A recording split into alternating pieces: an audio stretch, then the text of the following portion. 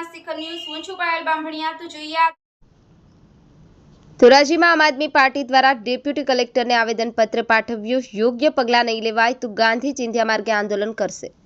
આમ આદમી પાર્ટી દ્વારા આજ રોજ ડેપ્યુટી કલેક્ટરને આવેદનપત્ર આપવામાં આવેલ, જેમાં ધોરાજી શહેરમાં આશરે 23 જેટલી સસ્તા અનાજની દુકાનો આવેલી છે, જેમાં અમુક દુકાનદારો દ્વારા સરકારશ્રીને પરવાનેદારના નિયમોની અવગણના કરવામાં આવી રહી છે, જેના કારણે ભ્રષ્ટાચાર અને અભણ અને ગરીબ લાભાર્થીઓ સાથે છેતરપિંડી થઈ રહી હોવાની પૂરી આશંકા। ખાસ કરી બ્લેકબોર્ડ ઉપર સ્ટોક દર્શાવવું, ફરિયાદ પેટી રાખવી, ગ્રાહકોને કોમ્પ્યુટરાઇઝ બિલ આપવા, દુકાનની બહાર પારદર્શક બરણીમાં સેમ્પલ રાખવા જેવા અનેક નિયમો વિરુદ્ધ કામગીરી થઈ રહી છે, જેની તાત્કાલિક ધોરણે અમલવારી કરવામાં આવે તેવું આવેદનપત્રમાં જણાવેલ છે।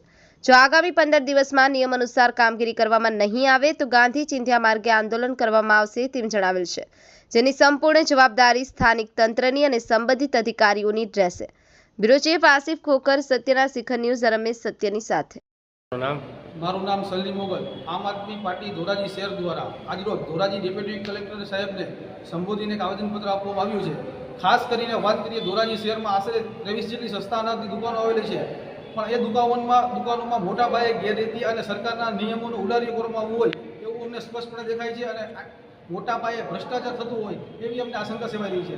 ત્યારે અમે મામલતદારશ્રી અને ડેપ્યુટી કલેક્ટર સાહેબને અનુસંધાને આવેદનપત્ર આપીને પાઠવ્યું છે કે ધોરાજીની દરેક સસ્તા અનાજની દુકાનોમાં દાખલા તરીકે બ્લેકબોર્ડ રાખવામાં આવે, એમાં ફરિયાદ પેટી રાખવામાં આવે, ગ્રાહકોને કોમ્પ્યુટરાઇઝ પાકું બિલ આપવામાં આવે, જેથી લાભાર્થીને મળતું અનાજ કોઈ ગોરખ ધંધા અને બે નંબરના ધંધા કરવાવાળા નહીં, પણ ગરીબોના આગળીમાં જાય અને એનો પેટ ઠરે।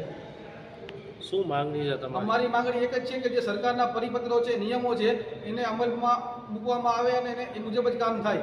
અન્યથા નહીં કરવામાં આવે તો આગામી 15 દિવસની અંદર અમે લોકો અને મીડિયા સાથે રાખી જનતા રેડ કરીશું, અને જે કંઈ પણ થશે એની સંપૂર્ણ જવાબદારી વહીવટી તંત્ર રહેશે।